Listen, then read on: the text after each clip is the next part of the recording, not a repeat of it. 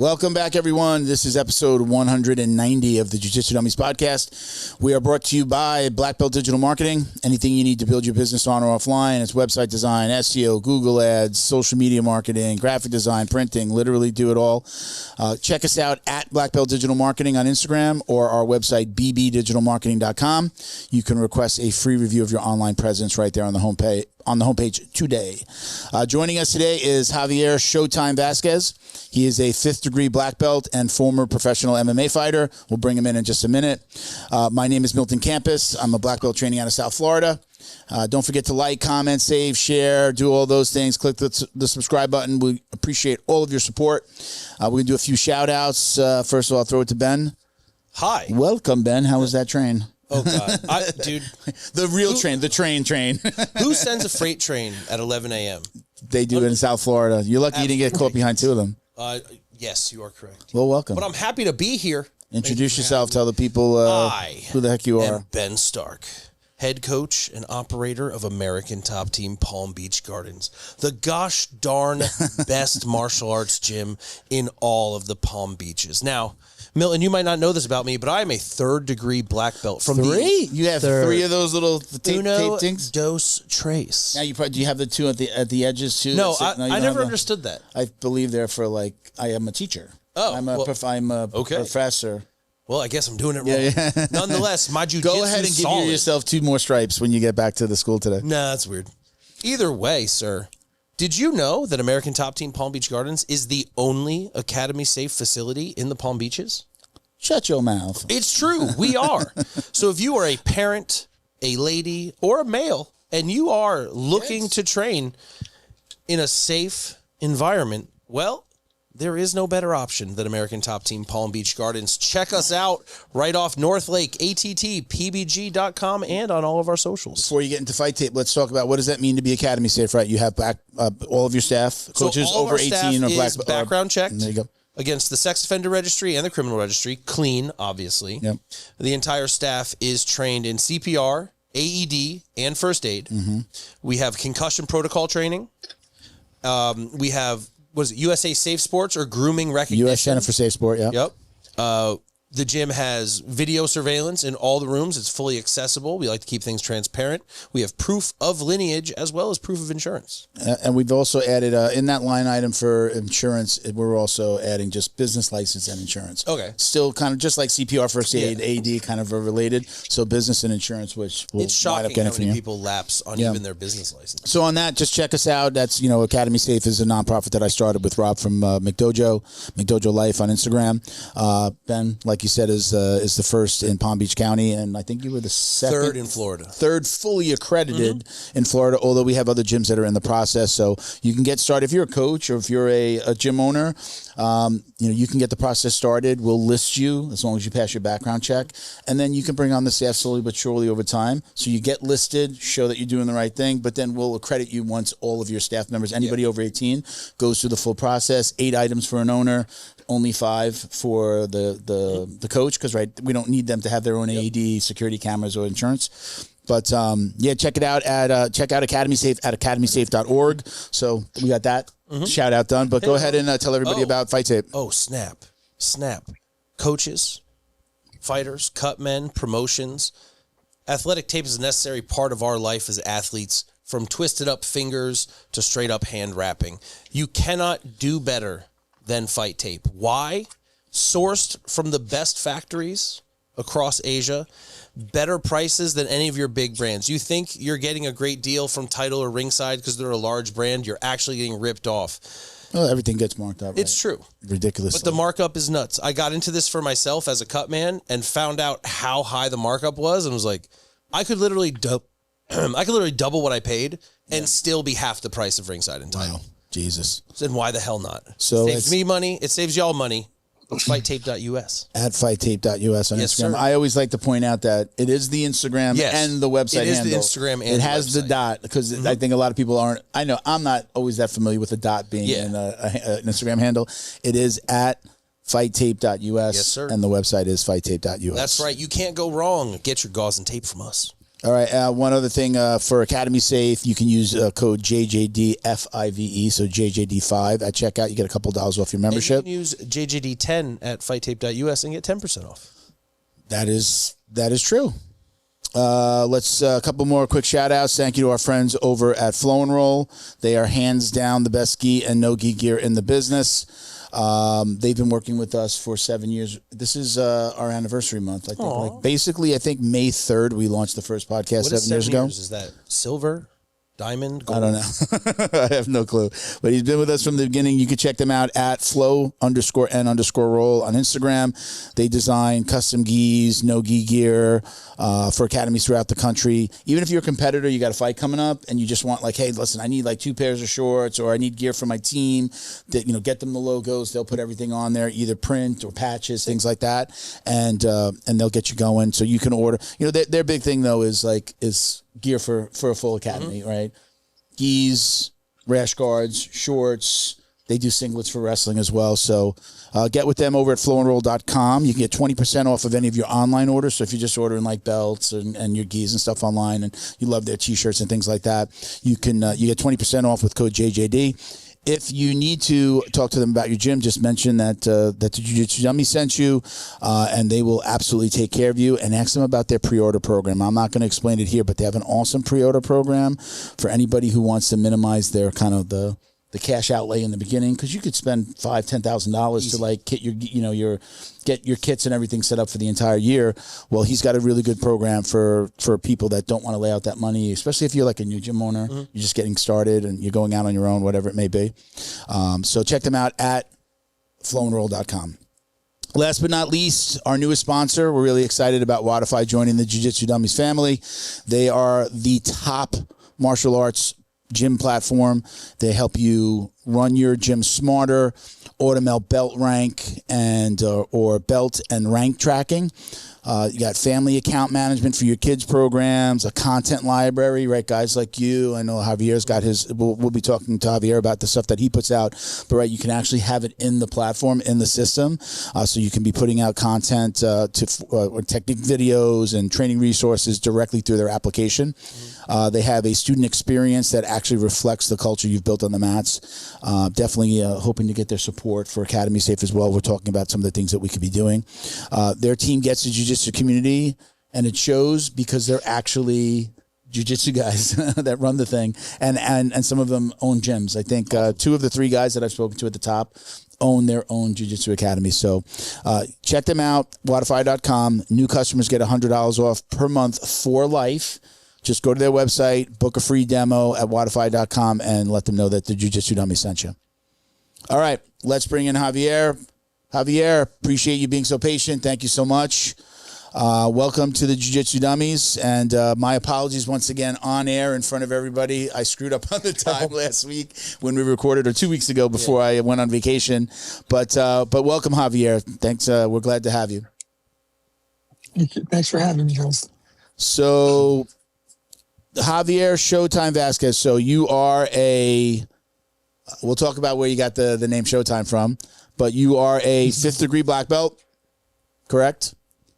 And you fought in, I think, all of the organizations, right? King of the Cage, WEC, UFC, Elite XC. What am I missing? Where else did you fight? Judo. I fought everywhere. I grappled at EBI. I grappled at ADCC. I did for my generation. I pretty much did everything. You really did. I remember buying DVDs when I was first starting out and watching you fight and defend the belt in like KOTC and stuff. Yeah, it's awesome. Goes back. So tell everybody where you got the name Showtime from. One of my old teammates, Romy Aram, gave me the name. Just always, I was always able to compete really well. I was a high school and college wrestler, so competing was not that. I didn't feel pressured that much, So yeah, I was always able to pull a rabbit out of my hat or pull something fancy out, or something that looked good. So that's what they started calling me. What was your first discipline? How did you get started in the martial arts? I mean, if you want to go way back, yep. I did Taekwondo when I was a kid. until I was about 9 or 10 years old, maybe. Okay. And then I started wrestling in high school. Then I wrestled in Mount Sac College, and then I started jiu-jitsu in 1997. Man, super old school. First generation America style. That's awesome. So did you almost? I'm in between the first and second generation, but I got promoted pretty quickly.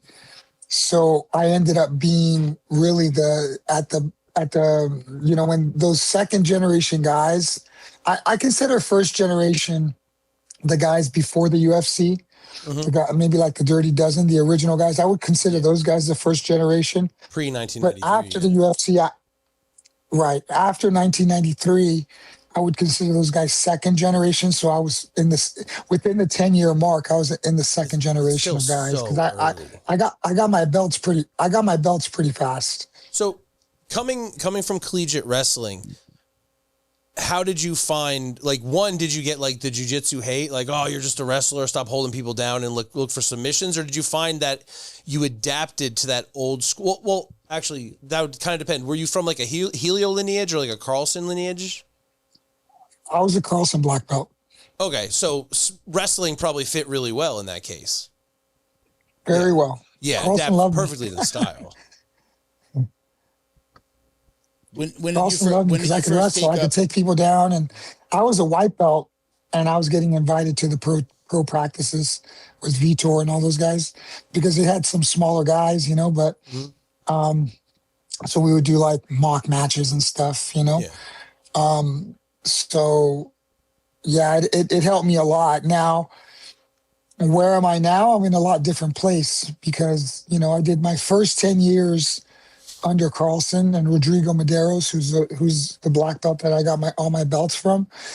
And then for about 10 or 11 years, I was under the Elio lineage at the Gracie Academy. I trained with them a bunch. So I'm very much a hybrid.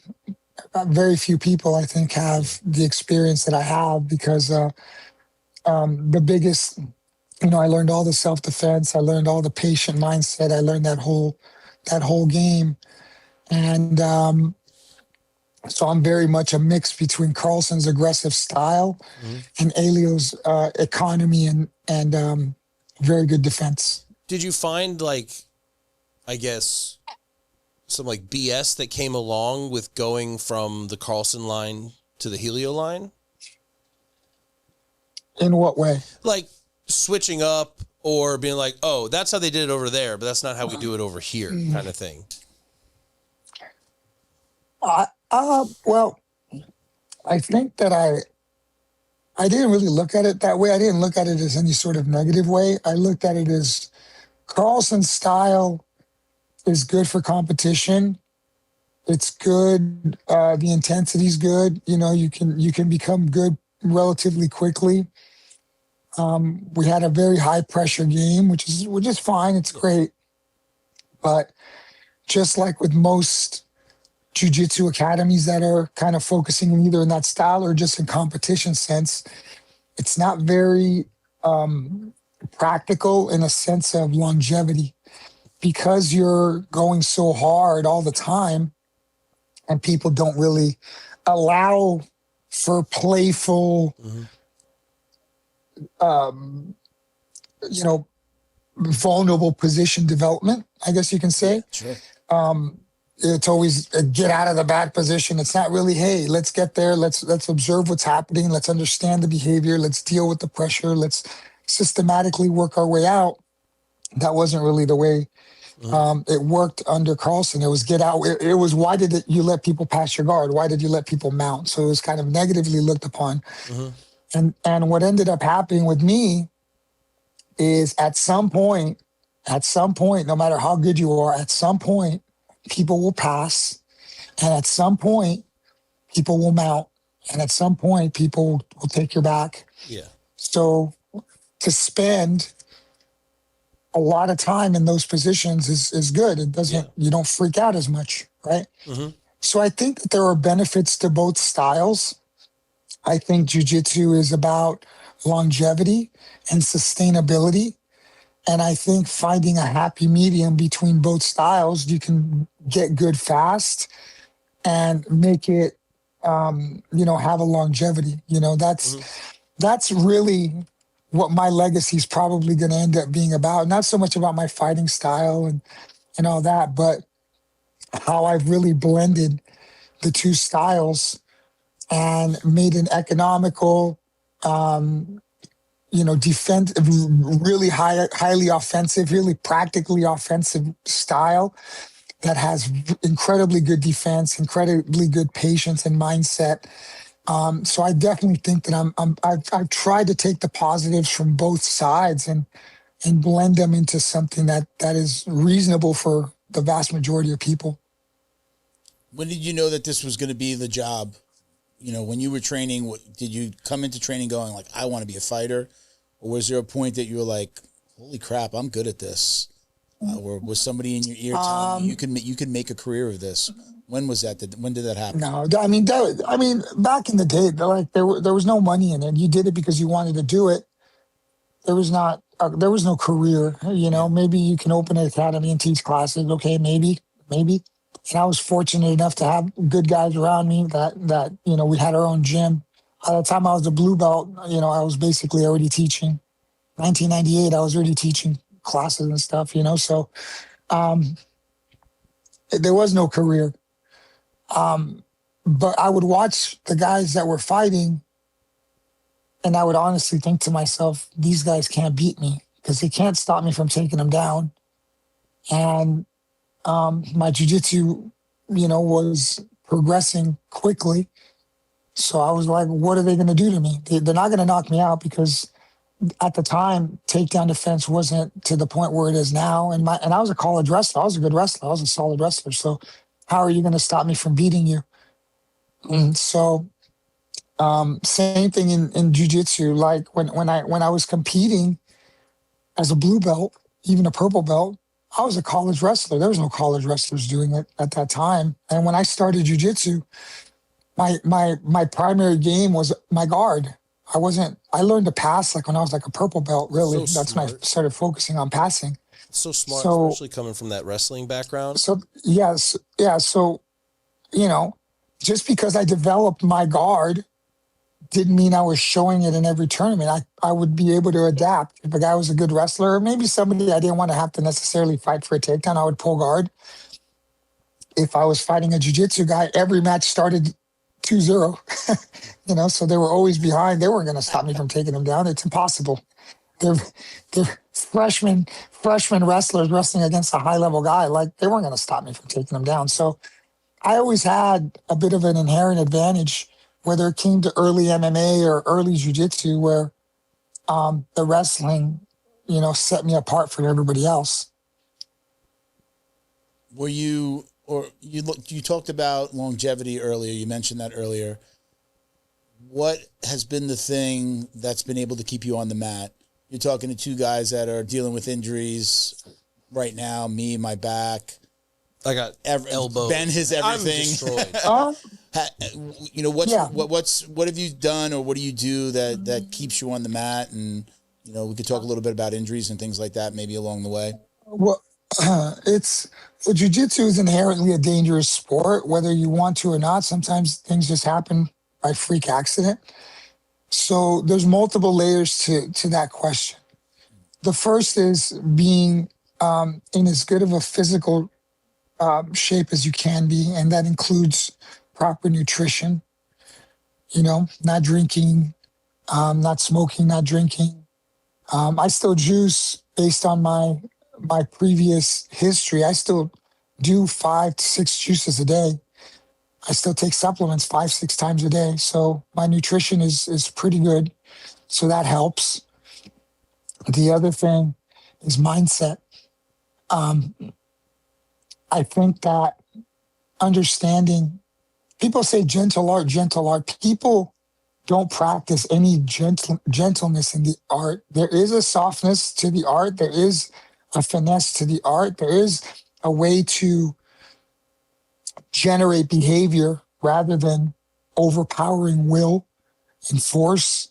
There is a way, there is what I call a central path in fighting in particular ways, which will benefit you far more than your opponent. There are battles that I choose that I know I'm going to win 80+% of the time.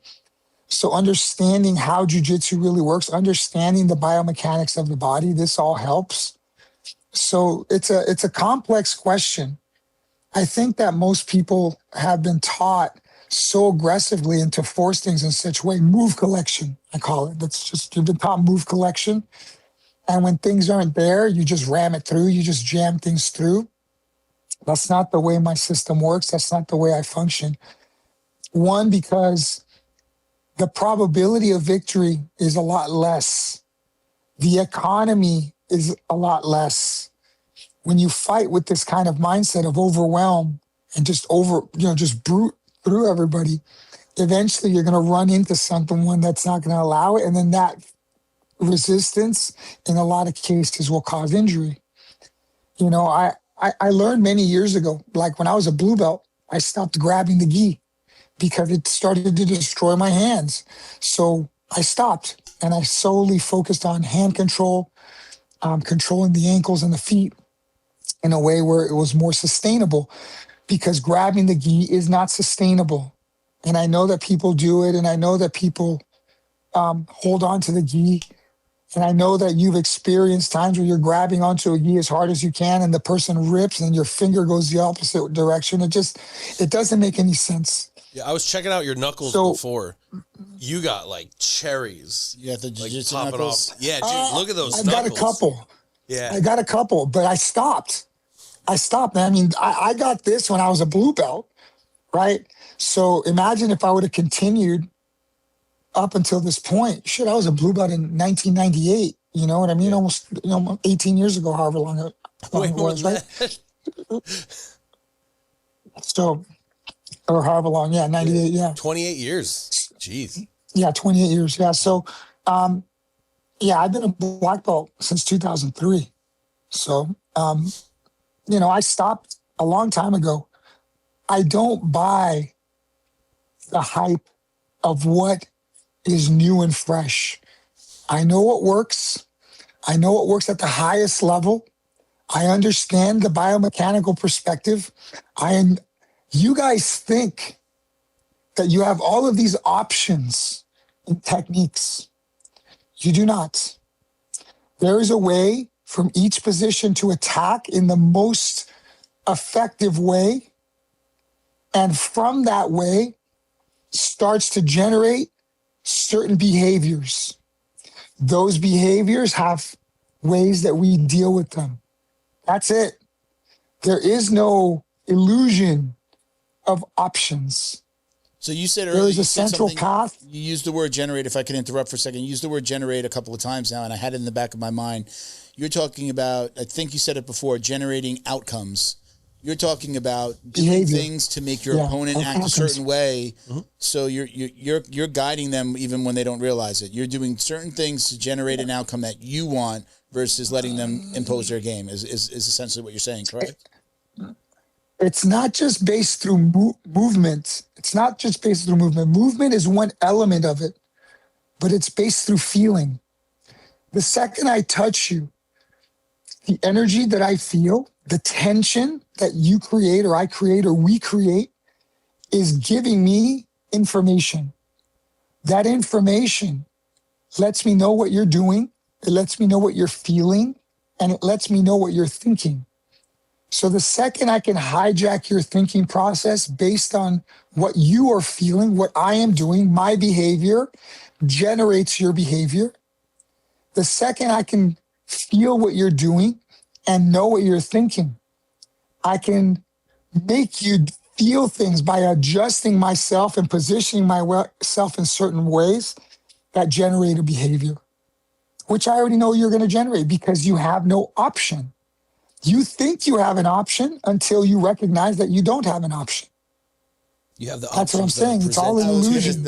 I was going to say, it's all an illusion. Yeah. You have the options that I'm presenting to you, which are not the options that they're not your options. They're my options. It's bad for you and worse for you. Which one do you want to deal with? Well, like I was talking about, this forcing things. And most of what I do, I talk about it in my book, is something I call common goal cooperation. And what that means essentially is that I want you to do something and you also want to do the exact same thing. So my behavior is generating your behavior. So we both have a common goal. You want to roll, I want you to roll. Great. So there's no argument. We're not fighting here. We're both working towards the same goal. Now the goal just happens to be in my favor, but we're both working towards the same goal. And I ask the questions that most people don't think about. I think a lot of the jiu-jitsu, Hickson talks about it, Hickson Gracie talks about it, that jiu-jitsu has lost its effectiveness. And the reason why it's lost its effectiveness is because people do things that don't make any sense.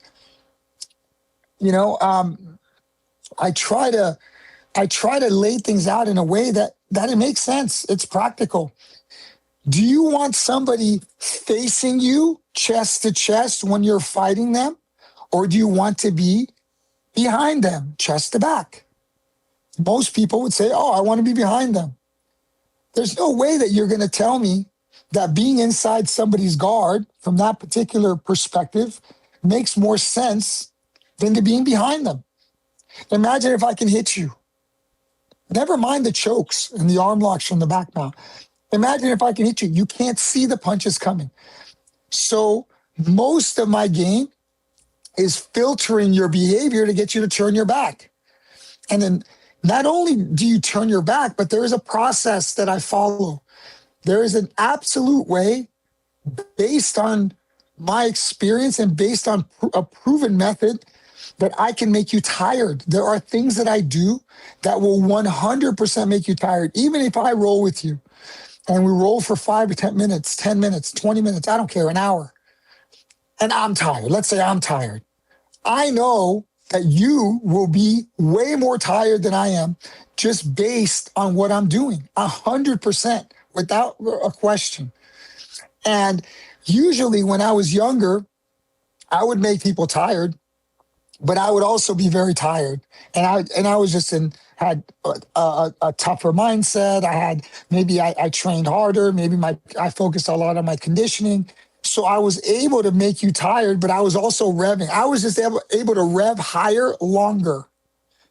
That's not what I do now. I make you rev higher and I rev very low. And time allows you to be more tired than me. So it's a very different mindset and application to my previous strategy. And the big shift in that strategy has been because of I've aged. I'm 50 now. I can't rev the way I revved when I was 20. And that's why I talk about sustainability. Most jiu-jitsu people try to do the same things that they did in their 20s, in their 40s and 50s. And it doesn't work anymore. They realize it doesn't work. They realize they can't do it. They get too tired. They realize they can't do it. They get too injured. So what has shifted is the strategy. What has shifted is my mindset and my approach to winning from when I was younger to my current day. It is much easier for me to behave in ways which make you give me things and produce things that make things easier for me than for me to bulldoze through you. Makes no sense anymore. So do you take joy in different parts of training now? So like when you were younger, like presumably you'd get the hype of, I boomed this guy through the floor versus now, like how much finesse or how cool of a sweep can I pull off? You don't like running through a dude's head anymore? And things come to me. Remember when Luke Skywalker went like this and the lightsaber came to him? Yeah. I do that all the time. That is what it's about. It's about me knowing that something is going to happen and then smirking in my own mind, watching it happen over and over. I know it's going to happen. I know that what I am doing, whether I'm on top offensively or whether I'm on the bottom defensively, I know that every single thing I do makes you feel uncomfortable. So if you are constantly uncomfortable, if you could be on top of me and feel uncomfortable, I know that that wears on you over time. I know that that makes you feel like you are chasing me, like you're trying to catch up all the time.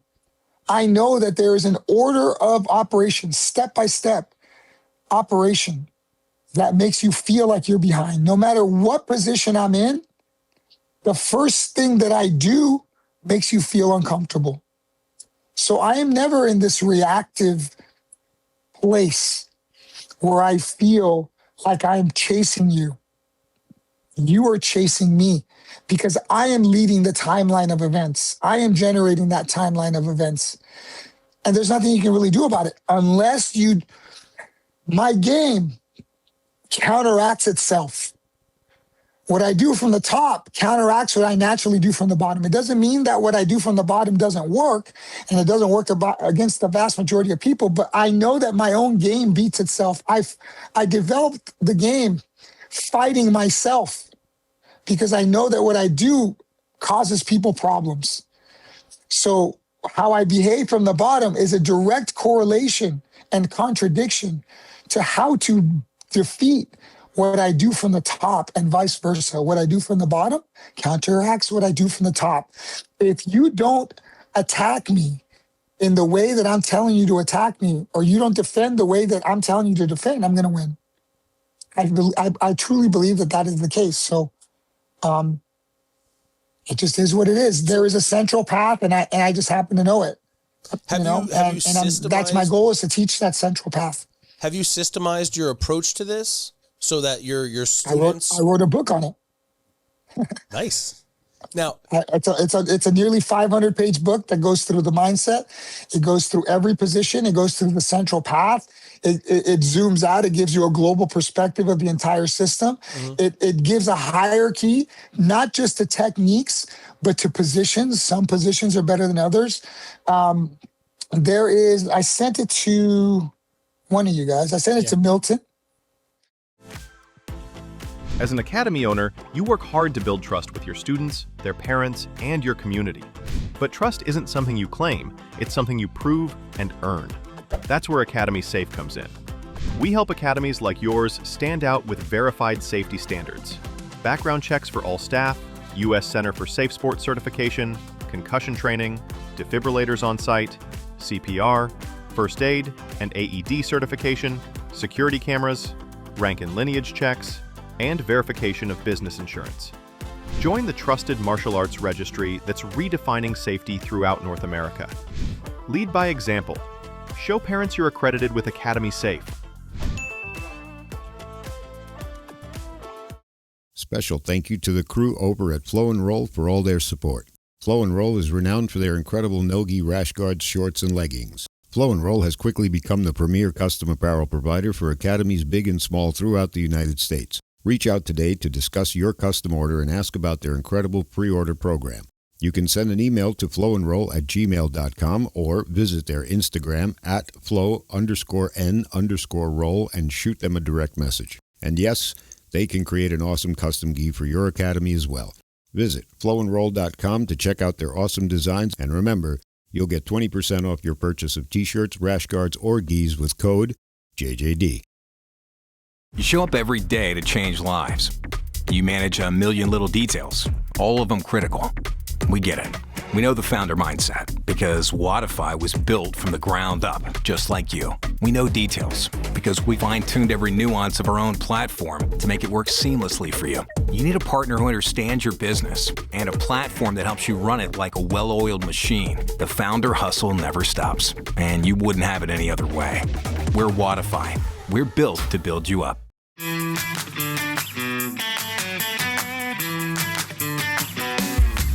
Is your business getting lost online? Black Belt Digital Marketing is a full-service digital marketing agency that helps you get found, get leads, and grow. We specialize in local and website SEO, so your business stands out when customers search. Our website SEO makes sure your site loads fast, ranks high, and stays ahead of AI-driven search, so customers find you first. More visibility, more clicks. More customers right when they're ready to buy. Grow your business online with Black Belt Digital Marketing. Visit bbdigitalmarketing.com or call 9542-204932 today. If you look at the pictures I sent you, I think that they will break down exactly what I'm talking about. If you go to the simplification of the complexity, that breaks down core ground positions, and that will kind of help you understand how my mind has developed, and I am no longer lost in the clouds.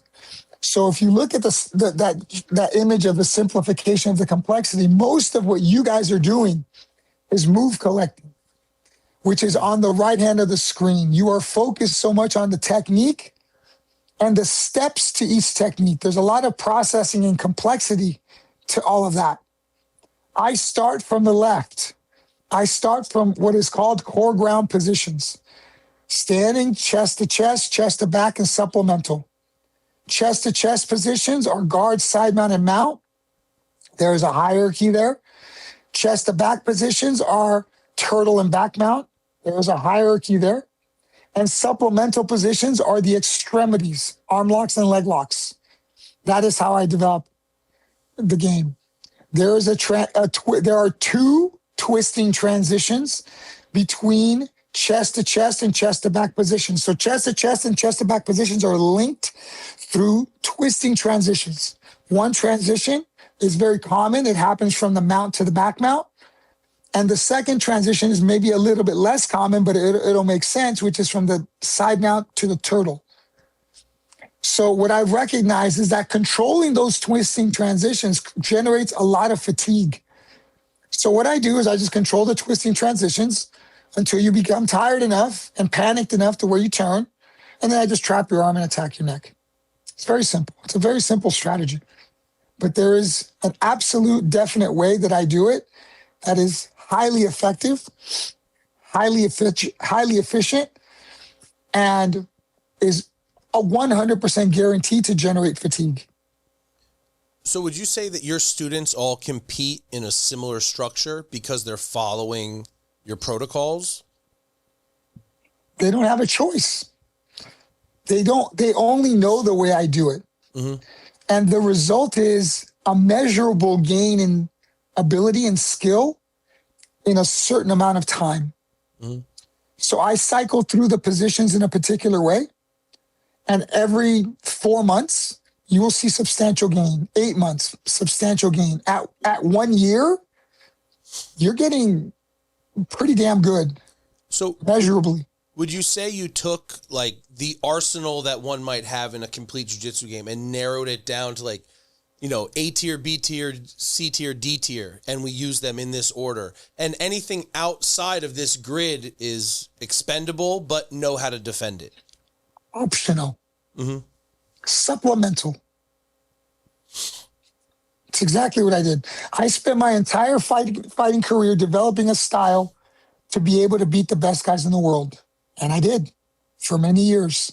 So because my opponents were of such a high level, I had to figure out things that worked. And not only did I have to figure out things that worked, I had to figure out things that worked against multiple styles. I had to take my style and figure out, when I'm fighting a boxer wrestler, how am I going to beat them? When I'm fighting a jiu-jitsu kickboxer, how am I going to beat them?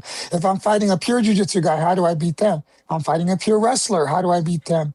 So it had to be adaptable against the best guys in the world. I think I proved that. At the very least, I make a very compelling argument to what I do.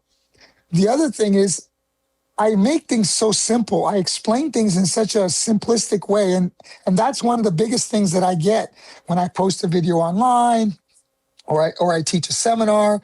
I can teach a seminar to black belts. And I've been in a room with 120 black belts and I've taught.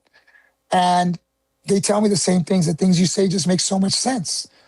And I think that it's because there are root problems that people ignore or just maybe don't understand that they are there.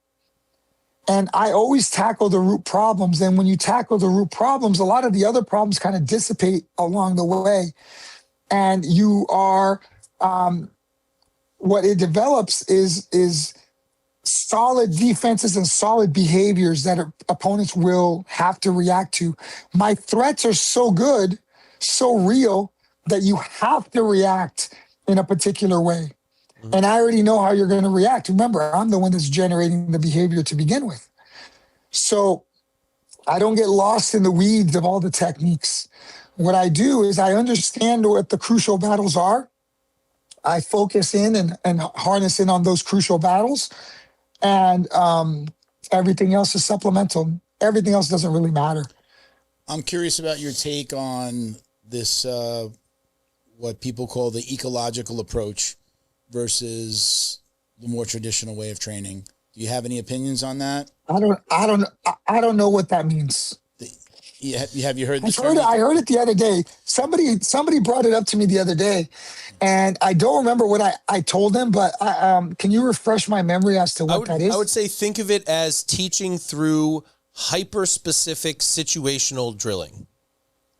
But that's where I believe it existed already. Yeah. You might have modified it, but these guys are coming out trying to say, like, this is a whole new way of everything that I've come up with 20 years ago, everything all of a sudden it's new. Yeah. It's hilarious. It's kind of why I've been doing it my way for years. Yeah. I feel like I don't know. When you sit down and you hear somebody talk about it, it's like you're going, in my mind, when I've heard people talk about it, I get that everything's got nuance.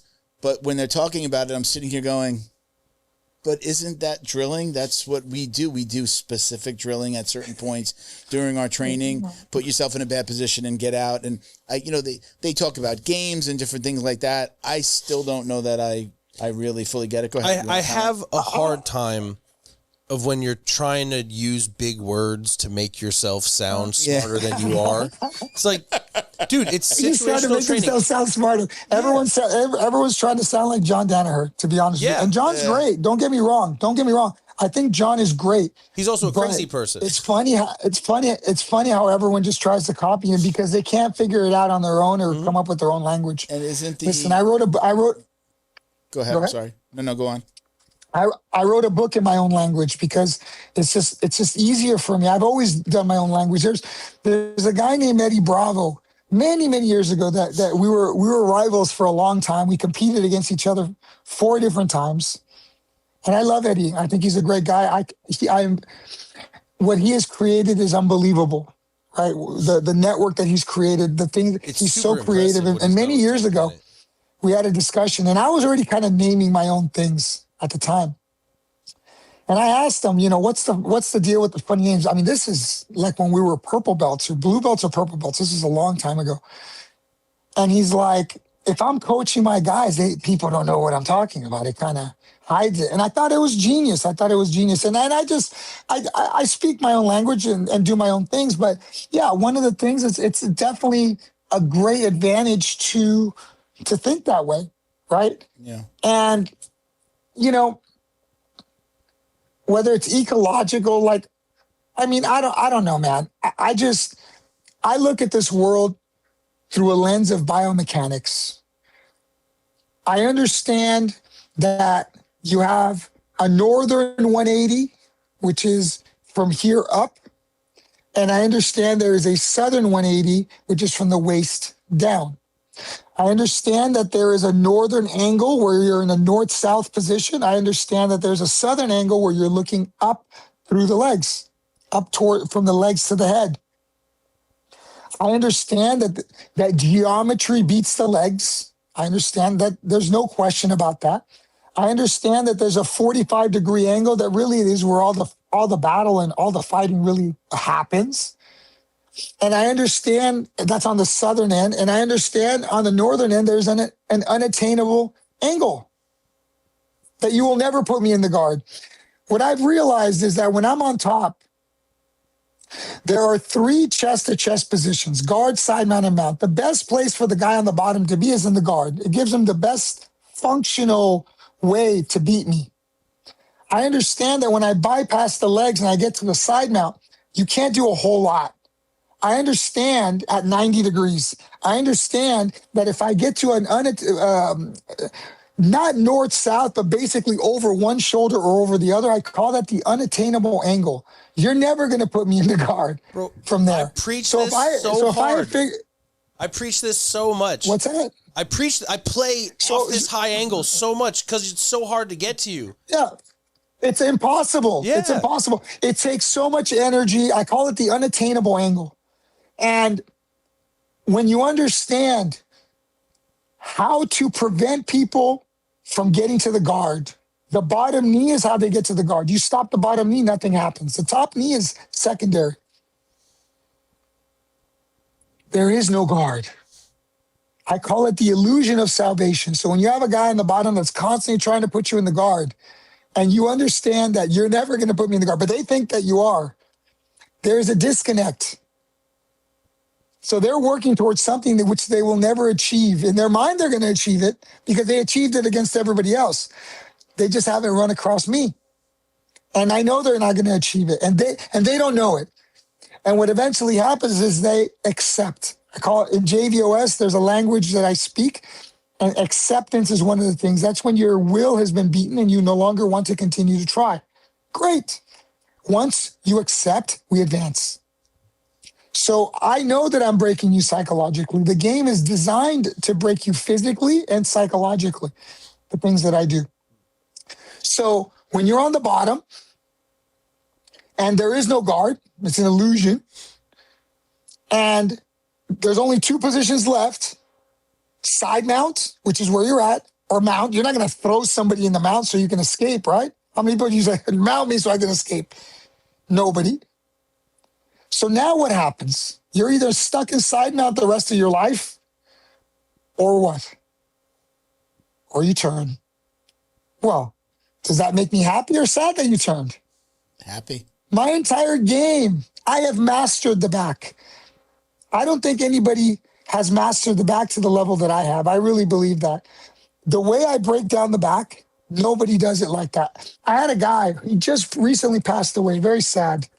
Mauricio Zambowski, I believe his last name. He was a red and white belt. The guy's been doing jiu-jitsu for 50 years. And I got an opportunity to teach a seminar, and he just happened to be there.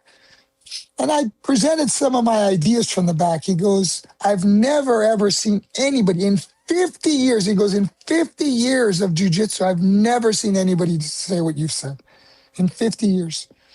So I know that what I do from the back is different. So when you understand that jiu-jitsu, the illusion of the guard, it's an illusion. Because when you understand how to beat it, I'm not saying it's not functional. I'm not saying you can't beat people with it. I'm not saying that I don't use it from time. It's the best place that you can be on the bottom. But at some point, people will pass. Doesn't matter how good you are. I don't care how good you are. At some point, if the guy that you're going against is good enough, they will pass. So what I've recognized, I talk about it in the book a lot, is that side mount is the central hub. It's Dallas-Fort Worth. From side mount, you can reach any position. You can reach the mount. You can reach the back. You can reach the turtle. You can reach arm locks, and you can reach leg locks. Yeah. From one position, you can get everywhere. So which position is more important? Side mount or the guard? I say it's side mount. I say side mount is where I start everybody from. Side mount is the most important position. I have to teach you how to control it, and I have to teach you how to escape it. Sound. I feel like my jiu-jitsu just got better just listening to you. One of my favorite moves is just to get to the north-south choke, and I didn't really. The way that you guys thought about it, where you said, like, I love being there. I call it a corner. high 45. Yeah, I never really kind of consider, because most of the time I'm getting it from side control. You make them think that you're going to mount. You make them think that you're going to mount. They might drop their hands. They might feel like they're going to protect themselves from you coming on them. And then it's, whoop, and then you're right there, and now you're at that top corner. And unless you get a flexible kid who can throw his legs over, you're done. Not from a 45, not from an unattainable angle. Yeah. They can try. Right. Yeah. They can try. The other thing is this. The other thing I realized was this. A lot of people, not me, but a lot of people believe, I've been told by high-level people, that I probably have the best defensive guard that they've ever seen. Punch defense-wise. Who's better? You said punch stopping defense-wise? punches and attacking submission. Huh? You said punch defense-wise? Okay. Who's better than me? Who's fought at the highest level and not taken any damage against the best guys in the world? I know that my punch defense was one of the keys to to doing as well as I did. 21 pro fights, never been finished, never been stopped, never been submitted. Let alone the fact that you're 50 and you don't have any signs of stutter or CTE. Because I don't get hit. I don't get hit much. Okay. It says it right there on his shirt. Dude, Ben, can't you see? The laundry list of absolute badasses that you have faced and beat is insane. Yeah, I did well. But I got it by watching Hoist. I watched Hoist not take damage. I go, wow, that's pretty impressive how he did it. And I figured out how he did it, and then I kind of added my own to it. But that being said, what body part gives you the most amount of problems? What body part does the opponent have that gives you the most amount of problems? It's either arms or legs. It's either arms or legs. Which one is it? Probably arms. Say arms. More versatile. Of course. My hands against your legs, I'm going to win every time. So why do we spend 95% of the time focusing on the legs? Because they're stronger and longer. But you just told me that, that it's better that the hands give you more problems. Well, as the guy on bottom, I want you further away from me or further away from the scoring area, and that is where my legs are. I can't score sweeps without using my legs. But I can show you I can show you through geometry how I can beat your legs easily. Oh no, 100%. I'm agreeing with you. I'm just figuring that's why there's such a focus on leg and guard play. We were sold. You, me, and everybody else were sold on the power of the guard. So we all started to study the guard and we started to use the legs. What I'm saying is that the hands cause you the most amount of problems. The arms and the hands cause you the most amount of problems. So rather than spending 80 or 90 or 95% of the time passing the legs, dealing with the legs, attacking with the legs, I do it with my hands. I spend 85, not 95% of the time controlling your hands, stapling your hands, trapping your hands, which makes my life easier. So I've created a hyper-focused game on hand control. I'm a master hand fighter. I don't think there's anybody better. Who's better at fighting the hands from the mount? Who's better at fighting the hands from the side mount, from the guard? My guard play is just one element of it, and I showed you how I don't get hit. Imagine from the mount. Imagine from the side mount. Imagine from the half guard. Imagine when I'm on top of you and I have the same philosophy. It changes the game. So here we are, 30 years later, 26 years later after the UFC, and everybody is taught the same way. Everyone thinks the same way. Everyone follows the same rules. And I take in those rules and I say, I don't follow the rules.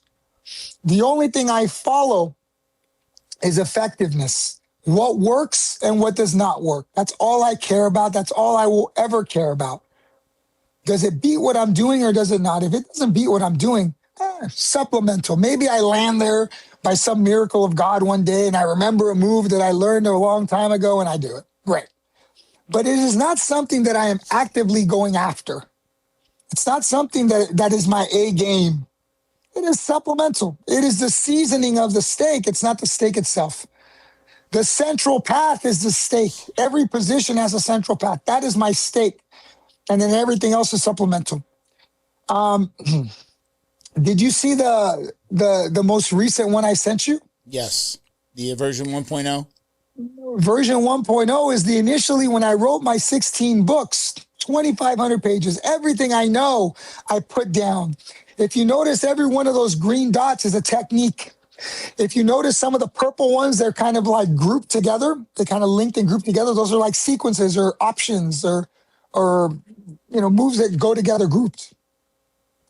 So this is a spider graph, right? What's that? It's like a spider graph. How we link, Yes, how we cross that over. is the way my mind used to process the information. I tried sitting down everywhere.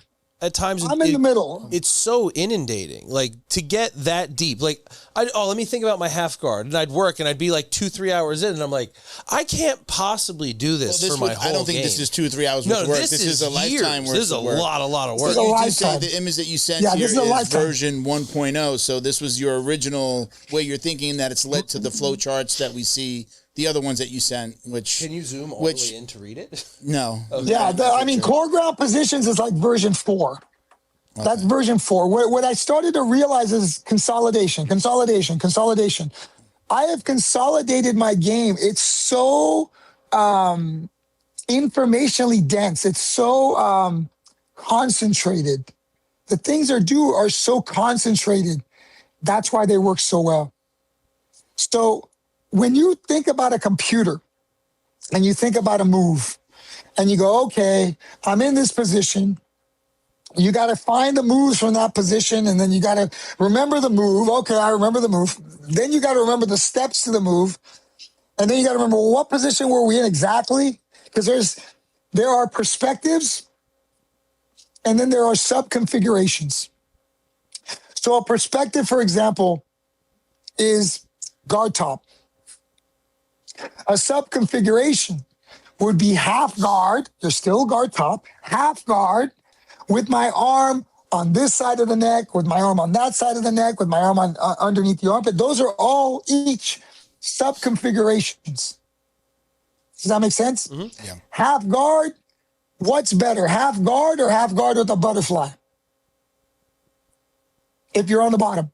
Half guard with the butterfly. What gives you a harder time? Half guard? What gives you a harder time if you're on top? Half guard or half guard with a butterfly? Butterfly. Of course. So when you're on the bottom, I fight to get to good positions. So what do I fight for? To be in half guard or to be in half guard with the butterfly? Of course. Do you understand? So there is a hierarchy to technique. There is a hierarchy to positions. Just like there's a hierarchy to techniques. I mean, I'm a bit of a nerd. Apparently, I'm a bit of a nerd. I have just figured out all of them. I have figured out where we're strong and where we're weak. I have figured out which moves work better, which ones don't. I have figured out which positions are more important than others. And I've just laid it all out. Did your mind always work like that? Or did you develop that later as you got I was into move jiu-jitsu? collecting. I was move collecting, just like everybody else. We're move collecting because that's the way we were taught. That was the framework in which we were taught. If you look at one of the ones I sent you, it's the typical Jiu-Jitsu Academy experience. If you look at that one, that's the application of what we did. What is it? It's figure out which techniques are best for your style, group techniques into categories, figure out what to develop in your game, piece together a complete game, establish your, establish your own game plan, and then what? Hope for the best. Hope for the best. We all hope for the best. Boy, that sounds like my game. I do a lot of hoping for the best. If you look at that chart, it is individually based. I was able to do that. I showed you how. I came up with all these moves, and I simplified it to core ground positions. Ultimately, it comes down to core ground positions. That is the paradigm shift in my thinking. That is what makes everything efficient, is core ground positions. That is what allows your mind to calm down, is core ground positions. That looking at the world through that framework makes jiu-jitsu easy, core ground positions. The way we did it here, it is your input. You see how your input is right in the middle? It is your input that makes you or breaks you. It just so happened that I'm a bit of a natural for this. Even when I was wrestling, I was always coming up with new things. My friends would tell me. I got the Edison Award when I was in high school because I was always coming up with new ways, asking questions. Why? Why this way and why not that way? Why this way, why not that way? So I did that in jiu-jitsu. I said, jiu-jitsu, you took off the guardrails. I said, wow, I can do it. But there's still guardrails. In my mind, there were still guardrails. I didn't know that there were. I thought I was free. You think you're free. You're not free. The reason you're not free is because you are confined to the rule sets and the time that are allowed in competition. So your mind still is thinking within a particular framework. I do not. So you don't let people pass your guard because you get penalized. It's negatively looked upon. If somebody comes in and sees a black belt on sideman and a white belt on top, it looks bad. Doesn't look good. What you don't understand is that the position doesn't matter. I can roll with you for 5 minutes and you can dominate me the whole time, or dominate me the whole time. And with 1 minute left, I look at the clock, 1 minute left, I eventually get to your back from the bottom and choke you out. Do you remember that you dominated me the whole time, or do you remember that I ended up catching you? The last bad thing that happened. So it doesn't matter. It doesn't matter. What you have to understand is that people think that the points, they're being rewarded for good behavior. Let me give you an example. It makes no sense. The rule set makes no sense. Keep score for me. I take you down. I pass your guard. I mount you. I take your back. You roll me to guard. Okay, what's the score right now? 12-0. 12-0. What is it? 12-0. 12-0. 12-0.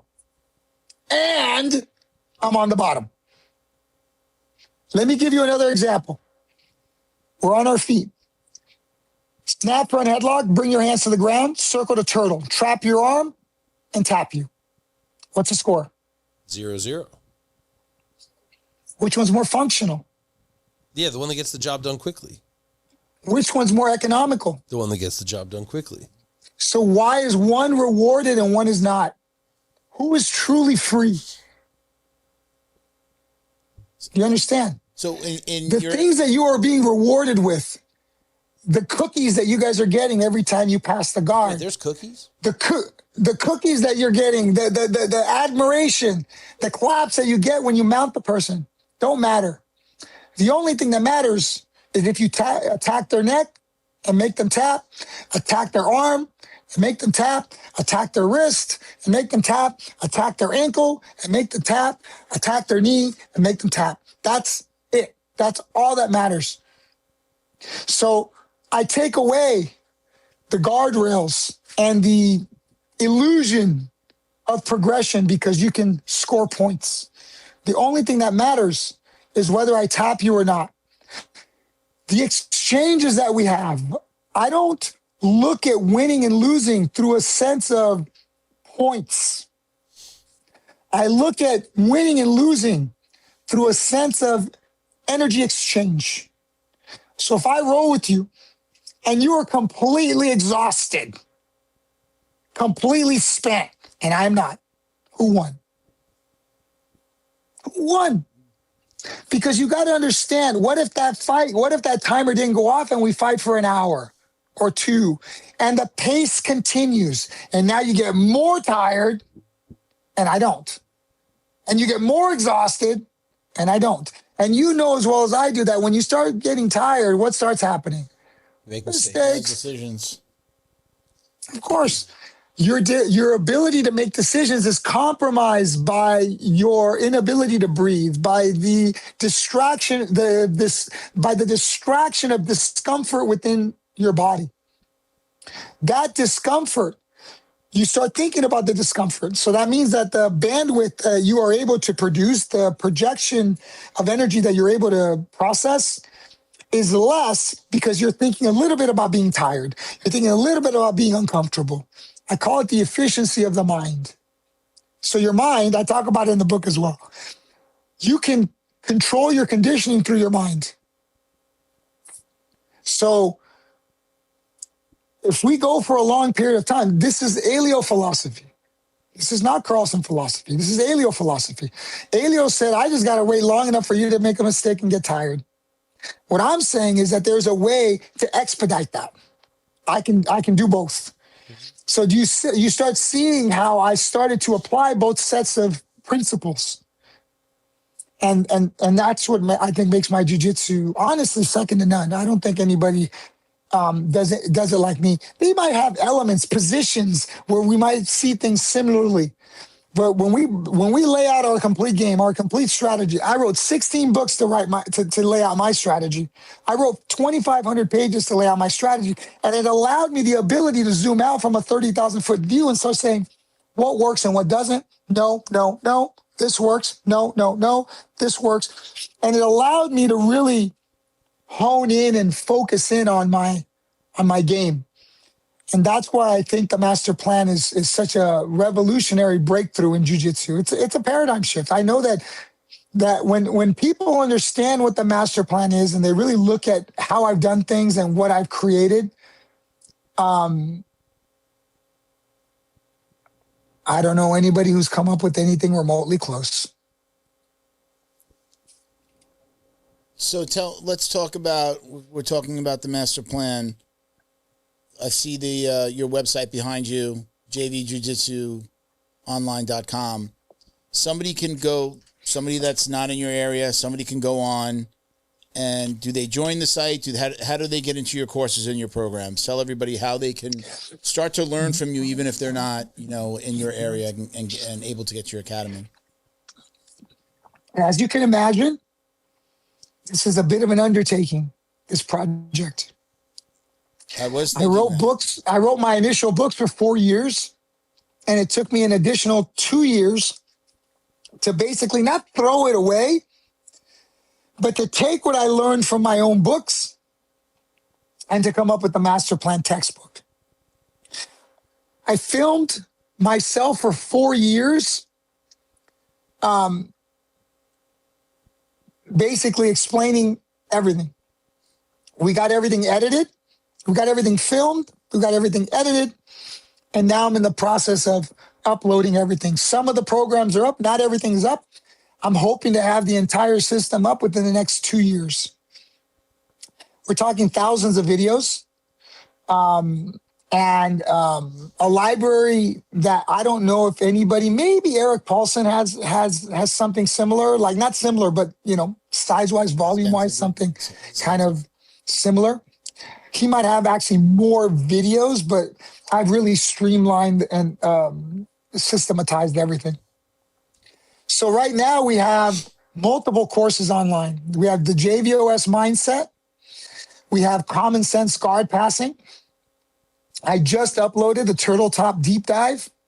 Again, these are 60 videos per course, I've got the meat grinder. There's 2 meat grinders. I might actually combine those. But I did 2 meat grinder seminars, which is a side mounted turtle transition. I did 2 seminars on that, which I might end up combining, but right now there's 2 separate ones. I also did basic mechanics, and I did another one, transitional wormholes, as well as JV basics, which is the old school self-defense under the old paradigm. So I already have a lot of stuff out there with a lot more to come. But I tell everybody, start with JVOS, start with JV basics, and start with basic mechanics. That's kind of like the intro group to my system. And tell us about your academy there in California. Where are you? I'm in Rancho Cucamonga, California, Southern California, about an hour dead east of LA. Okay. 45 minutes to an hour dead east of LA. Now you have an academy there. Anybody can walk in and sign up. Of course, right. We offer a free class, so they we kind of explain to them the system and how we're different than everybody else. And it's I said changing jiu-jitsu forever. That was the goal of the book. That's the goal. I think that's really my mission in life, is to bring clarity to chaos. I think most people are in a chaotic environment. Their minds are in a chaotic environment. They're very stressed out. People are very stressed out. So my job has been to bring some clarity to all the chaos of jiu-jitsu. You don't need to learn a million moves. You just need to learn the important ones. You just need to understand which ones really work and understand, like I said, that there's a hierarchy in positions and there's an overall strategy that we follow. It's not random. Things aren't random. Things don't happen randomly. So random happens in a lot of gyms because you have, okay, you're in whatever, third week of training in a month, and then you have a new guy that's signing up and they throw him on the mat. How do you get that guy to catch up or to kind of start to understand the system? How do you guys navigate a new student coming into the fold? Well, first of all, the new students coming in are taken care of by the old students because the old students know how it was when they first started as well. That's the first thing.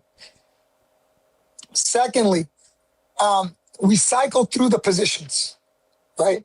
So there's a game plan from each position, and then I teach the basics from that position, and then depending who's in class, if it's beginners, we kind of focus, we'll split them up and teach them the beginning part of the system, and then the guys who are a little bit more advanced, they would continue on beyond the central path, and you can say, or additional options, right? So the basic system, everybody knows the basic system, the basic idea, the basic premise behind each position, which I think is important.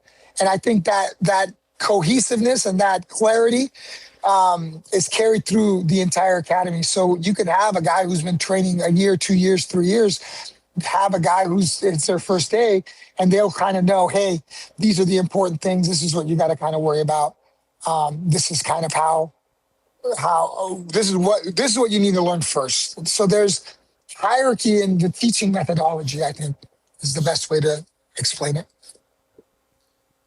So in your system, because everyone likes to know about submissions, what is your hierarchy of finishes? I mean, presumably rear naked choke is your number one, but from there, like what is an active thing that you're going to see from all angles? You know, something repetitive or something that you will see repeated throughout your positions and your structures. Yes. The rear naked choke is my primary submission. Why? Why is it my primary submission? Yeah. It's the easiest from chest to back. I wouldn't say it's the easiest. Well, the easiest, but I would say it's most accessible. Like it's the most successful. Yeah. When I wrote the system, I started with desired results first.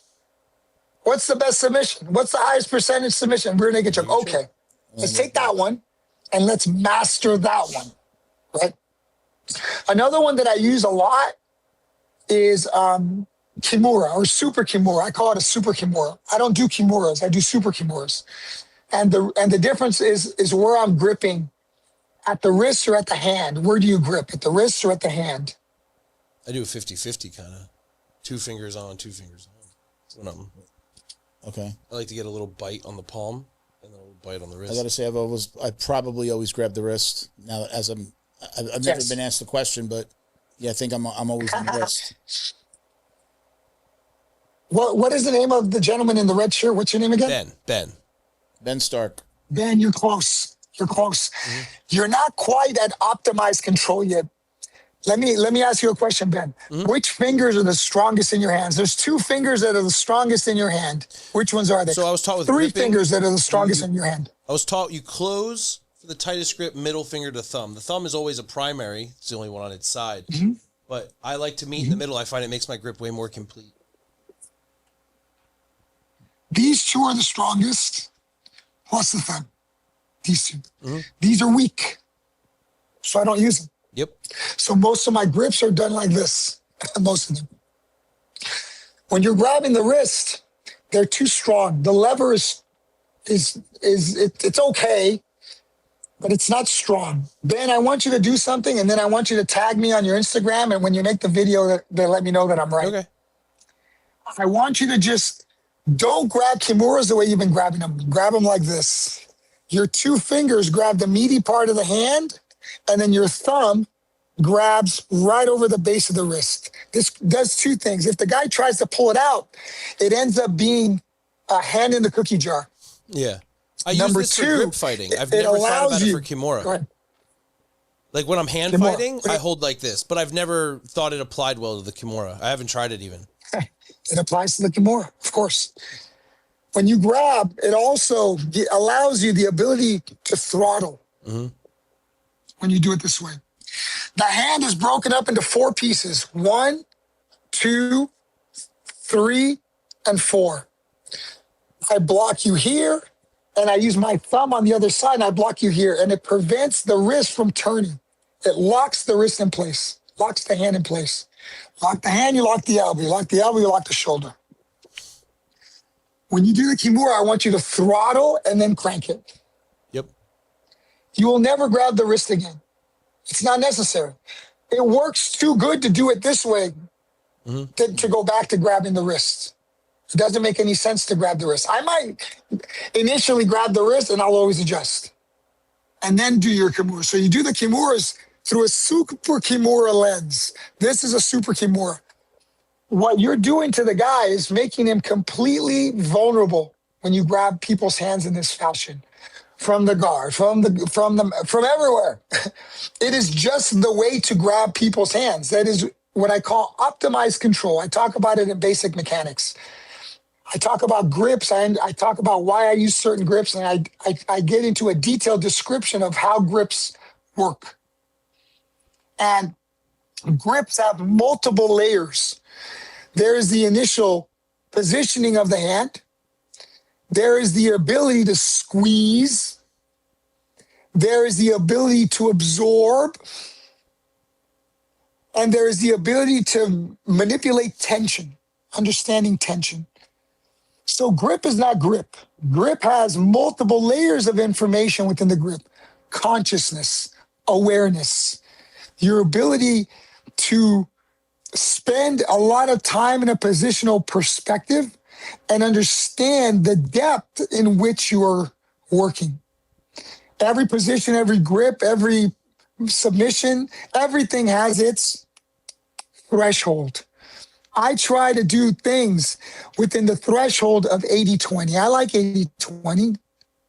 You like to do moves that work 80% of the time? Yeah. Nothing is 100%. I like 80. Absolute advantage is 80%. Optimized finishing positions, 90-95%. So I work towards absolute advantage as a standard practice. My default behavior is always get to absolute advantage, 2 against 1, 2 against none. I like that. Optimize finishing positions, make it even easier. Now you're up to 85-95% of the time I'll finish. I'll put you in the position, I don't care who you are, and I will finish 85-90% of the time. So that's, my jiu-jitsu is based not on my ego, not on my whatever. It's based on probability. It's based on the fact that I put myself there hundreds and thousands of times and just figured out what works the best, what works the second best, what works 80% of the time, what works 20% of the time. I avoid the 20 and I push towards the 80. So that's my mindset in every position. I'm always working towards my 80% goal. I'm grabbing my hand and I'm saying immediately I see if the person that you're doing this to, their wrist immediately becomes vulnerable. Yep. And definitely in their mind, because right now it's like, oh, am I getting wrist locked? What's about to happen here? Also, right? I also recognize that Make a video. Sometimes I'll grab somebody's hand, squeeze their hand to get them to open it if they're grabbing their own belt or something. And arm dragging when you're on the outside. Yeah. You get your I immediately see like these little things that I was doing that, this gets me to that finish line quicker just in the way that I'm holding it. Spend 2 weeks. Just do it my way for 2 weeks. Yeah. Just do it my way for 2 weeks. Just every time you grab a Kimura, just do it my way for 2 weeks. And you won't go back. And make a video and said, Javi was right. Do you find that with that gripping, it eliminates their ability to like get their belt or their pants or whatever? Because it's kind of forcing hand display. Hand control is king. Number one thing in JVOS, hand control is king. What did I say gave you the most amount of problems? Arms. The hands. Yeah. I consider them the same piece. Yeah. They're attached. They're not. They're not. The hands are one problem. The arms are another problem. Yeah. But yes, they are all linked. But yes, this is all the same thing. But hand control is king.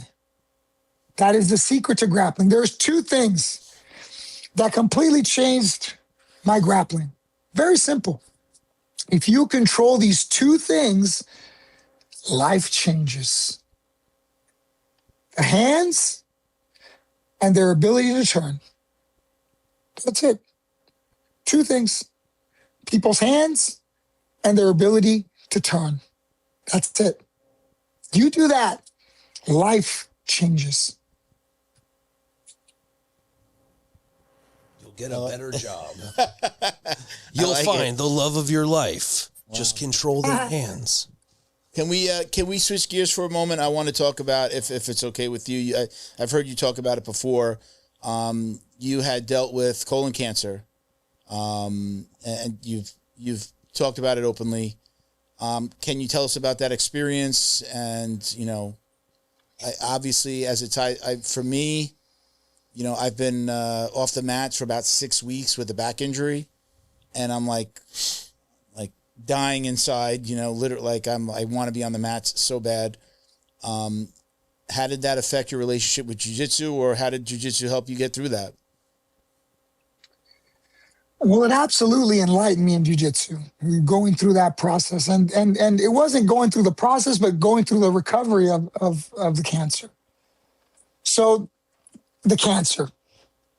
Okay, so I was very mentally tough, right? And things would bother me, and you just bury them and bury them and bury them.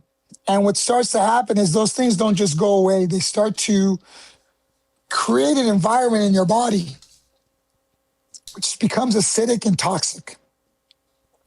The longer that environment festers, cancer cells start to emerge and they start to develop.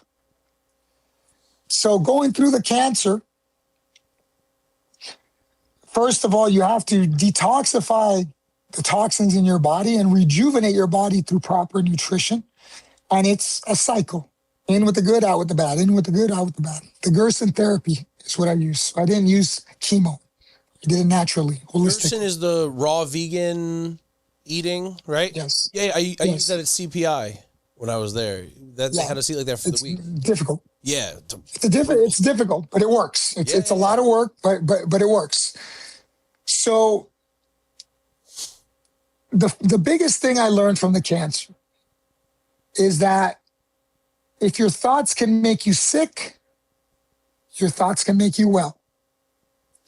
So it's a rejuvenation process. Now, while I was going through it, I started to gain clarity in my thoughts. I was able to think and process things a little bit differently. By the time I went through it, got through it, I healed my body.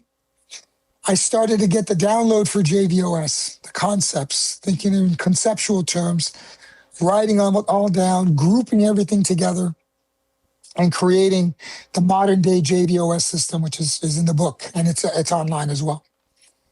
That download was not for me. That was an inspired download from God. It was not for me. And I'm not a big God person, or I wasn't a big God person. I didn't believe it existed until I got sick, and he proved himself to me. Right? So I wasn't until then, and now I believe that it's real more than ever, based on my history with God. So the cancer gave me clarity in my mind and allowed me to process the world and information slightly differently. I came back to jiu-jitsu. I was out for 6 months. I had to have a surgery, a resection surgery, which they cut like a foot of my colon out. So that was a tough recovery, the most painful surgery I'd ever had. And I'd have a lot of surgeries. I have had a lot of surgeries. So I got through that, and I came back, and I just started looking at positions and see, what about this? What about that? And during the time I was out, I started meditating on connection. I had just done a Hickson seminar a little bit before that, and he was talking about connection. And I'm like, okay. Well, I didn't understand, but connection, it's not one thing. Connection is multiple things. And when I started to realize that, connection is information, connection is tension, connection is stickiness, connection is hovering, connection is surfing. All of these things are forms of connection. The ability to hang on, the ability to maintain. This is all part of connection. So I started to kind of think about it. I'm like, well, if connection is good and disconnection is bad, early on thinking, right? If connection is good and disconnection is bad, the obvious question is, how can I be connected all the time? How can I generate this force all the time? So I took 6 months off, and when I came back, I started to realize how to maintain connection all the time, how to generate this tension all the time. And the first thing I realized was it worked.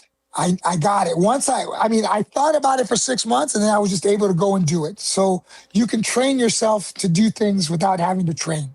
One. Number two, I recognize that to be able to maintain this constant tension, this constant connection, it takes a certain amount of energy from me. So I hadn't trained for 6 months, so my body was good because I had all this good nutrition and my body was in a physical, but conditioning wise, I wasn't there yet. So I knew that it was gonna take me a certain amount of time to just gain my conditioning. It took me, a month or two to kind of get back to normal. And now I'm always connected. There is no disconnection with me. That's one of the biggest things people feel when they roll with me, is that I'm never not there. I'm always there. You're always feeling my presence from top or bottom. I used to think, it's only top that you can connect. No, there's a way to generate tension and create connection from the bottom as well. So that was the biggest thing initially that I got from, going through the cancer and coming back to jiu-jitsu, was a clarity in the way I thought and a new approach to the things I was doing. What did your doctors say when you were like, no, I'm not going to do any chemo? I'm sure they were pushing the chemo, right? Because the average person is going to get pushed into chemo. Well, what were their thoughts? You're committing suicide. Really? Yeah. That's what they told you? That's what he told me.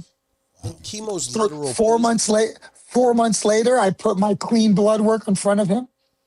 I said, what do you think? He goes, how did you do this? This is impossible. This can't do.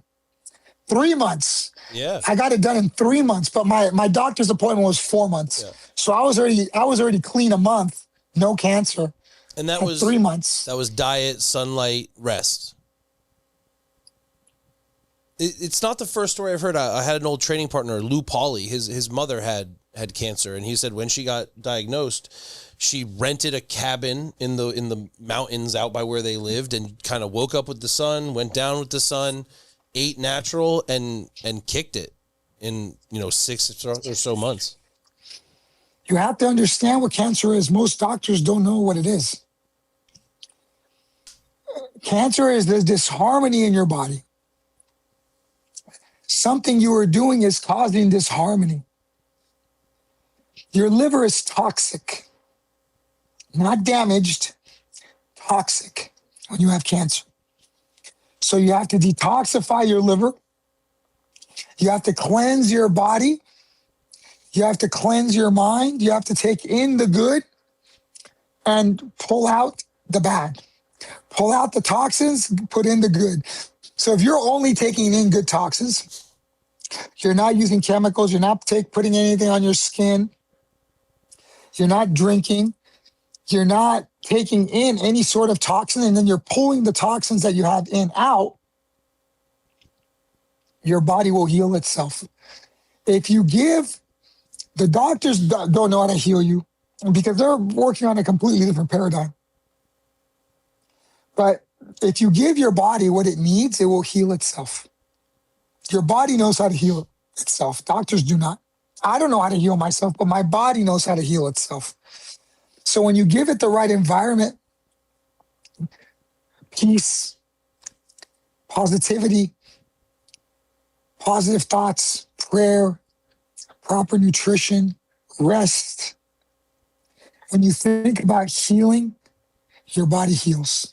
Where did you find this methodology or this way of thinking? Was it something you came across? Did somebody bring you something? Was this a way that you were thinking previously? Like how did you come to this? When I towards the end of my fighting career, I started to have difficulties recovering in my early to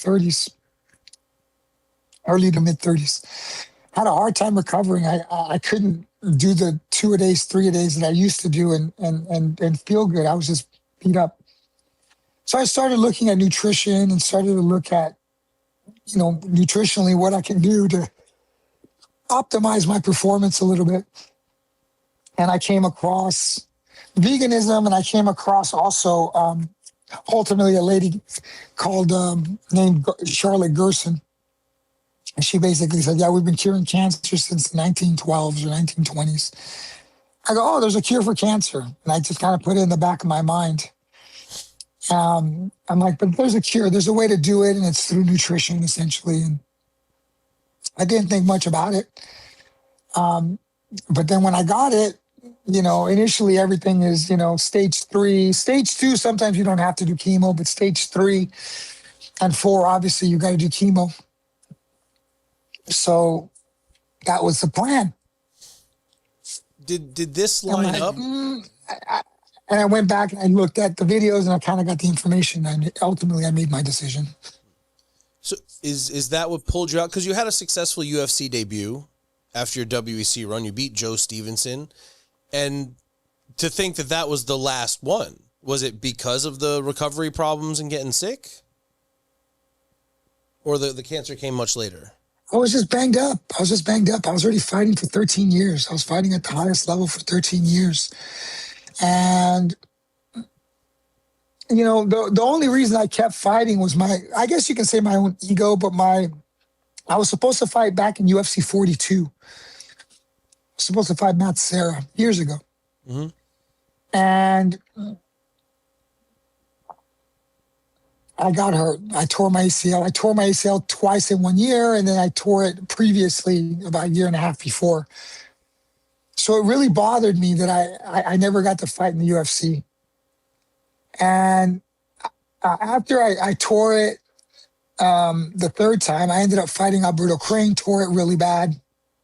And then I ended up recovering 9 months later. I fought Robert Emerson. I beat him. I was back in the UFC.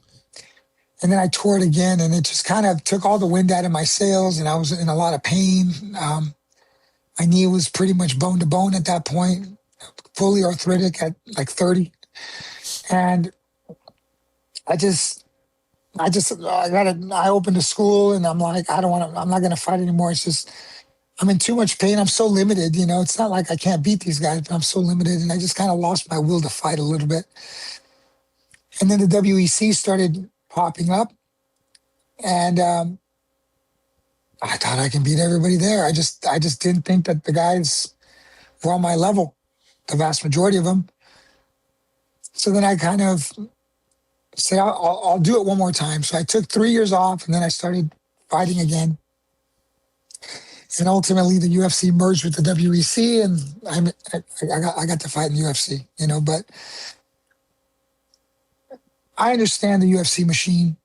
I understood it years ago. And I just didn't want to play the game. I didn't want to be fighting people I didn't think I needed to be fighting. I wanted to fight the best guys, and I wasn't going to get the best guys. And I didn't have the fights to waste, and my body to waste to be playing the game. To go on a run, right? They want you to go on this run they want you to go on a run. They want you to go through and fight all these guys. You didn't have it in you at that point. The fights that they were giving me, some of the fights that they offered me, I'm like, why do I want to fight this guy? What is this guy going to do for me? Like they were low ranked, fighting good guys, competitive. Like tough opponents. I'm not saying that they weren't tough, but why do I want to fight a guy that nobody knows? Yeah. When I can beat the guys that people do know, right? Yeah. So, that was the main reason I started fighting again. It's nice to say that you're a UFC fighter. It's even nicer to say that I won in the UFC. It's even nicer to say that I beat a former title challenger, right? And Joe's good. Yeah. So I think after that, I didn't have to prove it to myself anymore. I felt that I didn't have to prove myself to anybody else anymore. I just didn't care what people thought anymore. There was a time where I really thought that what people thought, I cared what people thought. And ultimately it just got to the point where I'm like, I really don't care. If you think you can beat me, come by my academy and I'll whoop your ass there. I really don't care. Is there anybody that you would have really liked to fight that you were like, that would have been a great fight and I know I could have taken that one? I thought Jens Pulver, who was the guy that I was always kind of hunting for. Man, bro. Legend. He was the number one guy. He was the number one guy when I was coming up. And I thought I could beat him before I got a chance to fight him. And I knew I was going to beat him when I fought him. So, Jens, I mean. What about like a Mike Brown or a Genki Sudo? You know, like that was the kind of timeline. Genki Sudo, I think, would have been awesome. You know? Yeah, it would have been fun. I think my wrestling was way better than Genki Sudo's wrestling. But yeah, if he couldn't I think my jiu-jitsu was better than his at the very least. But Mike Brown's a tough fight. I thought I would have beaten Mike Brown too. I don't think Mike Brown would have stopped me from taking him down. I don't think his jiu-jitsu was better than mine. But I think Mike Brown was good. I thought Mike was a very well-rounded and tough problem. I think Mike was a tough problem. I would have liked to fight BJ. Me and BJ fought when we were blue belt in jiu-jitsu tournament. I would have liked to fight BJ. It wasn't like I was hiding from good guys. No, I'm saying they were all around. All those fights, I would assume, would have been really available to you. Like, you were my guy in King of the Cage, you know? Like, so seeing you cross over, all I saw were all these really cool opportunities for, like, dope fights at the time, especially after acquiring WEC. And to think that they'd be offering you these smaller names after building a very strong name for yourself. After beating Jens Pulver. It made no sense. It's such a bummer. There were so many other like high level or highlight like scraps that there could have been. There's nothing you could do about it, but it would have been cool to see. I was just didn't want to do it. I hated doing it. It was so stressful and I just didn't want to do it anymore. I did it for a long time. Yeah. I didn't want to do it anymore. I wanted to focus on other things. Do you miss it? What's that? Do you miss it? No. No. If I want to spar, I can just grab my gloves and spar the guys here. I don't care. Yeah. It's not that big of a deal. You guys got to understand that I've been grappling people over 30 years. I've been grappling people a long time. Yeah. So nothing really excites me anymore. Like you guys, people get excited about these new moves and I go, it's not going to work. Why not? And then all you got to do is do this, you know. There's an illusion. It's an illusion. Like I'm a little bit of a technique snob, I guess you can say. Jiu-jitsu tends to do that to us, though. Yeah.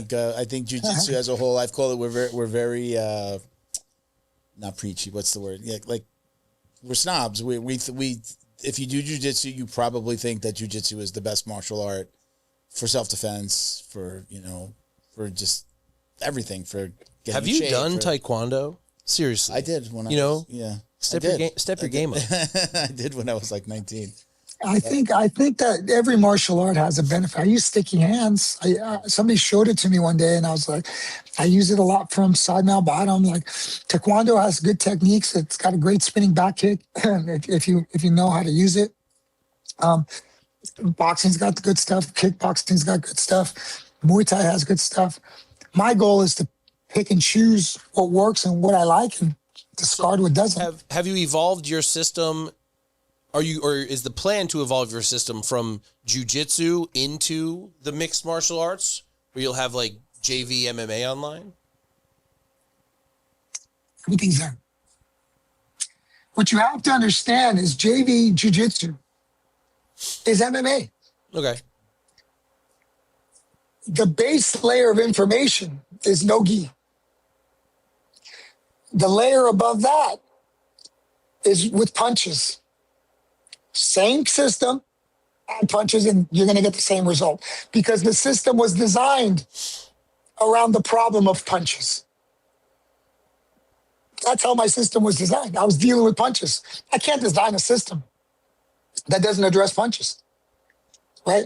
So my entire system was assuming the guy can hit you. Then you add then you take away the punches. Now it's just no gi. Okay, no problem. So one layer of information is the gi, or is no gi. The next layer of information is with punches, and the next layer of information above that is with the gi.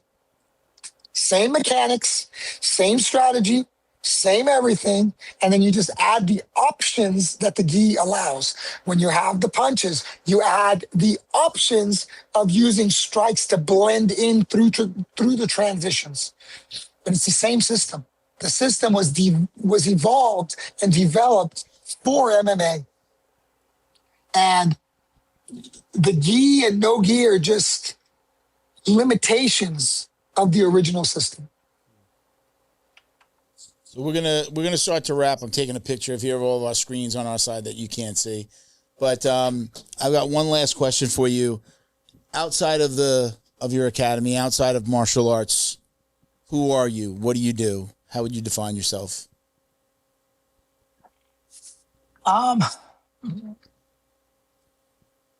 Well, I mean, I'm a father. Thank God, my daughter just graduated high school, so I got both of them through high school. You know, I've had them the last 6 years myself, so we got them through high school. Secondly, you know, I ride bikes a lot. I cycle a lot.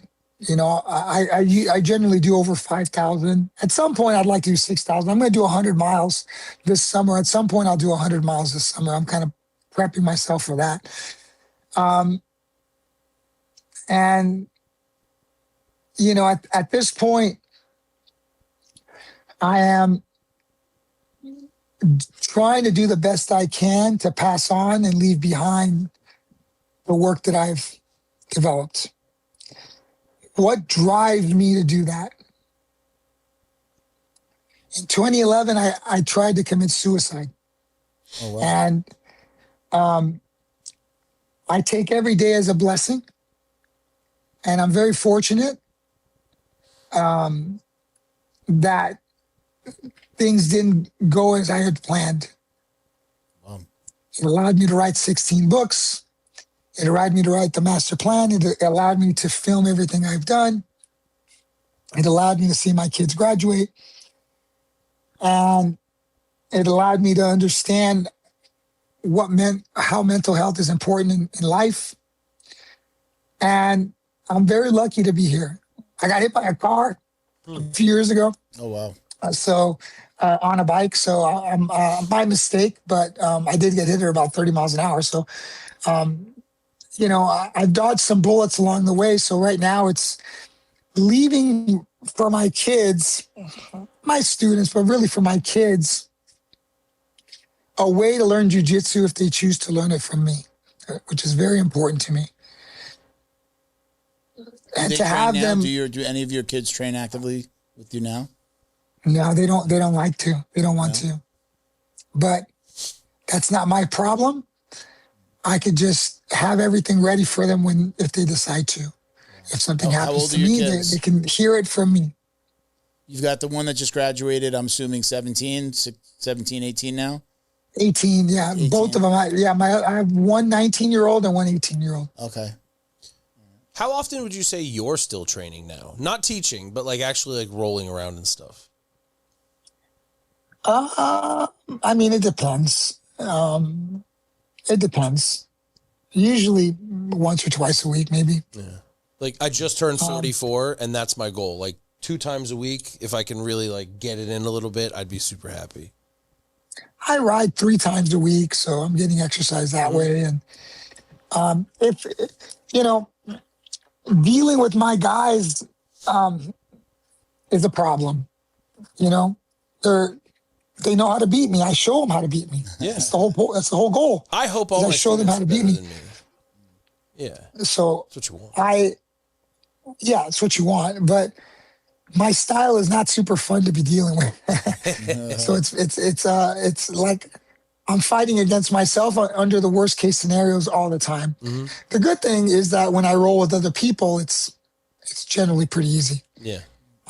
So I know the system is incredibly effective. And now that my students have matured along the way, and, you know, I've got a few black belts now, and I got a few brown belts now, and they go roll with other people. Have you created these black belts? It works good. Have you created these black belts since, like, I guess, getting into this version of your system, or are they black belts from before? Nope. These are newer black belts. Okay. They understand the system. So we gotta wrap, guys. It's 1:00 here. We've got to open up the studio for the next podcasters. But let me give you a second, Javier, to just if you want to give out your handles. Obviously, we see the .com behind you, but tell everybody where they can find you online, Instagram, website, all those things. If you have any sponsors, anybody you're working with, now's your time. If you want to give them any shout outs.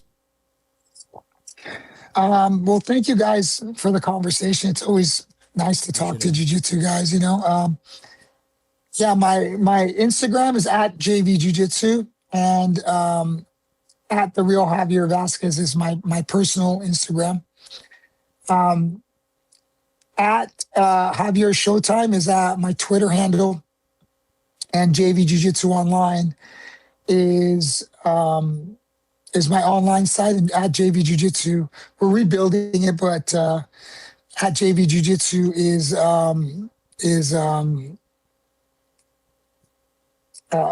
my landing page. Okay. Landing page for everything. Gotcha. Well, we appreciate you. Give us a second. I'll let Ben do his outro here. We want you to stick around. We got to remember we're going to download at the end here. We're also going to take a picture in front of the screen, so don't hang up when we're done. But when we say goodbye, I want you still to be there. As an academy owner, you work hard to build trust with your students, their parents, and your community. But trust isn't something you claim, it's something you prove and earn. That's where Academy Safe comes in. We help academies like yours stand out with verified safety standards. Background checks for all staff, U.S. Center for Safe Sport certification, concussion training, defibrillators on site, CPR, first aid and AED certification, security cameras, rank and lineage checks, and verification of business insurance. Join the trusted martial arts registry that's redefining safety throughout North America. Lead by example. Show parents you're accredited with Academy Safe. Special thank you to the crew over at Flow and Roll for all their support. Flow and Roll is renowned for their incredible no-gi rash guards, shorts, and leggings. Flow and Roll has quickly become the premier custom apparel provider for academies big and small throughout the United States. Reach out today to discuss your custom order and ask about their incredible pre-order program. You can send an email to flowandroll@gmail.com or visit their Instagram at flow_n_roll and shoot them a direct message. And yes, they can create an awesome custom gi for your academy as well. Visit flowandroll.com to check out their awesome designs, and remember, you'll get 20% off your purchase of t-shirts, rash guards, or gis with code JJD. You show up every day to change lives. You manage a million little details, all of them critical. We get it. We know the founder mindset because Wodify was built from the ground up, just like you. We know details because we fine-tuned every nuance of our own platform to make it work seamlessly for you. You need a partner who understands your business and a platform that helps you run it like a well-oiled machine. The founder hustle never stops, and you wouldn't have it any other way. We're Wodify. We're built to build you up.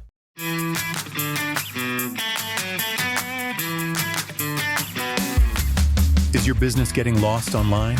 Black Belt Digital Marketing is a full-service digital marketing agency that helps you get found, get leads, and grow. We specialize in local and website SEO, so your business stands out when customers search. Our website SEO makes sure your site loads fast, ranks high, and stays ahead of AI-driven search, so customers find you first. More visibility, more clicks. More customers write when they're ready to buy. Grow your business online with Black Belt Digital Marketing. Visit bbdigitalmarketing.com or call 9542-204932 today. But go ahead, Ben. You want to give a quick your outro? Unbelievable, ladies and gentlemen. Firstly, thank you, Javi, for being here. It has been an absolute pleasure chatting with you. And, well, now I'm going to sell some stuff. Go to fighttape.us for the absolute best in gauze and tape. Cornerman, cutmen, coaches, whoever you might be, you need athletic tape. You're doing jiu-jitsu. That's why you're here. Protect your fingers, wrists, and ankles. Use the best stuff. fighttape.us, both on Instagram and our website. If you are looking for martial arts training and you are located even remotely close to the Palm Beaches, there's no place better you could be than American Top Team Palm Beach Gardens. The best of Muay Thai, Brazilian Jiu-Jitsu, and MMA available in Palm Beaches. And I got to brag on our wrestling coach, Avto, Olympian, world champion, arguably one of the best wrestlers in the country. Come check us out, attpbg.com and attpbg on all of our social medias. Awesome. Javier, like Ben said, thank you so much for being with us and for joining us and your patience. Sorry for being late. Incredibly educational. If you're ever in South Florida, even if you're not in South Florida, I'd love to have you back again as you continue to develop your new website and your programs. But if you're ever in South Florida, please come by. Different vibe. We have a whole different podcast room, a little bit more space. We sit at a nice table and we can chat. It's always a good vibe when somebody can come in. So the invitation's always there. Please, if you're in South Florida, let us know. Give us a little bit of a heads up. And then go ahead. Were you going to say something? At some point I'll go to South Florida. Yeah. I usually like to visit the Valente brothers. Okay. If I go to South Florida. So, also guys, go to Amazon. You can pick up a copy of the Master Plan. There's only a few copies left of the hardback edition, and then everything beyond. Once we sell out, we will only be doing paperback. So if you want an official hardback of the Master Plan textbook, awesome. Pick it up on Amazon. Great. Awesome. All right. So check us out at Jiu-Jitsu Dummies for all the ways to watch, listen, and support. My personal IG is Uncle Milty BJJ. And thank you to Bo for always putting together a good post-production podcast for us. Thank you for watching and listening, everybody. Peace, love, Jiu-Jitsu. Los. Thank you. We're out.